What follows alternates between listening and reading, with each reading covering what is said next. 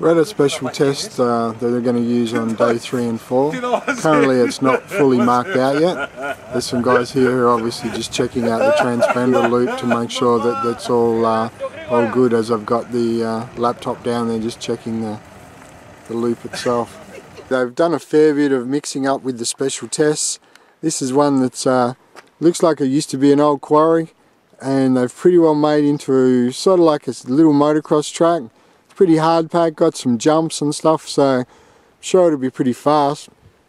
I'm still here at the same special test, which is special test 2 for day 3 and 4, and I'm standing about midway up a really gnarly hill that's on part of the test towards the end, and as you look down here you can see it's pretty steep, and if we look along here, all of the rocks and stuff, this is going to be one really gnarly hill that you won't want to be behind another rider at, otherwise you'll be copping some pretty wild roost. Here's the last part of this special. We're on top of a really big hill, as you saw we came up. You've always got to go down, and here's the downward side of it. Heads down this hill, it's pretty steep, down to that tabletop down there, winds around to the loop just on the left hand side there, and you're finished. Part of the excitement of the 6th day is looking for checkpoints and special tests. At the moment we're following a Swedish van who are just about as lost as we are. Nobody seems to know exactly where this special test is, but that's all part of the 6th day experience. We'll find it eventually. Well, this is special test number 3 on day 3 and 4. You can see here that it's just been pushed in a track with a 2-wheel loader, and all I've really done is just knocked over all of the foliage and stuff. So depending on if it rains or what, it's going to get pretty chopped up.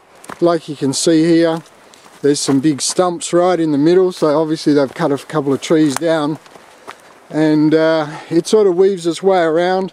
We had a fair bit of rain at some stage or other. You can see here that it's quite sloppy and slippery and ugly, so the more we go, the worse this is going to get, I think. We've come to test 2 on day 5, which is in this pine forest. It's pretty ribboned up and there's lots and lots of trees and everything around. It's pretty unusual because it runs out onto a motocross track, so this is quite a different special.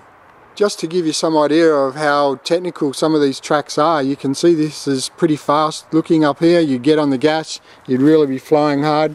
You come around there and then all of a sudden there's all those trees in front of you. I'm sure that's going to be somewhere that most people will try and remember. We're still at the same special test, and as you can see here, it really is a motocross track, and it winds its way around there and comes back over. It's got tabletops and berms and stuff before it finally comes around here and drops into the bush. So this is a pretty good special test. It's got everything that you kind of need. Should be good fun.